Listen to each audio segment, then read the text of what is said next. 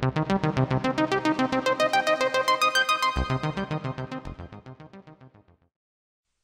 le cadre du programme d'urgence au riz PUR 2020, il a été procédé à l'impression des estrans de l'approche de conseil agricole spécifique au riz, ACAR, le guide de l'encadreur et le manuel du riziculteur.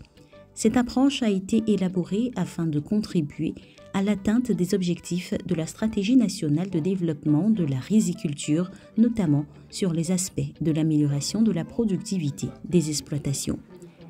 L'élaboration de cette approche financée par la FAO a été possible à travers une synergie entre l'ADERI, l'ANADER, avec la participation des entités parties prenantes de l'appui, conseil et développement de la filière riz. Ce guide est très important pour nous. Ça nous permettra non seulement d'inculquer certaines valeurs, certains conseils à nos riziculteurs, mais nous aussi, au niveau de notre organisation, il faut que nous nous l'approprions, que nous apportions notre contribution au développement de cette riziculture-là, en étant très proche de nos producteurs, parce que ça c'est important, et en les guidant pour arriver à avoir du riz de qualité en Côte d'Ivoire. Au niveau national, ACAR doit servir de base pour l'ensemble des interventions de conseils agricoles dans la filière riz. Il s'avère donc impérieux d'en faire une large diffusion afin d'harmoniser les actions de toutes les parties prenantes dans la riziculture. C'est à cet effet qu'une cérémonie de présentation de livrables et de remise officielle des extras de l'ACAR aux institutions et partenaires techniques et financiers a été organisée. Les échanges entre les différentes parties prenantes ont permis aux participants de mieux comprendre les fondements de base du manuel. Au sortir donc de cette rencontre, l'infatigable docteur ingénieur agronome DG de l'ADERI rappelle les enjeux.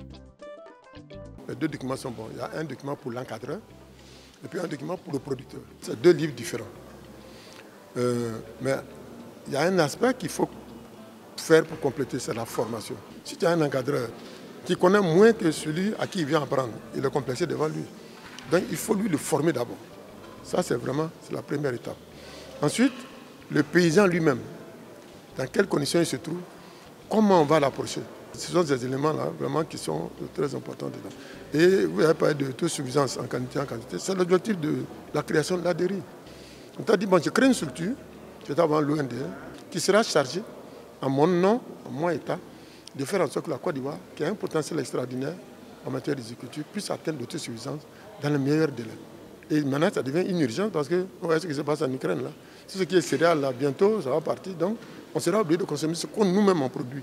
Parce qu'un moment va arriver, on ne pourra plus avoir du riz qui vient de l'extérieur. Donc, nous sommes en urgence. C'est par une exhortation à l'appropriation de tous du guide du riziculteur que s'est achevée cette rencontre.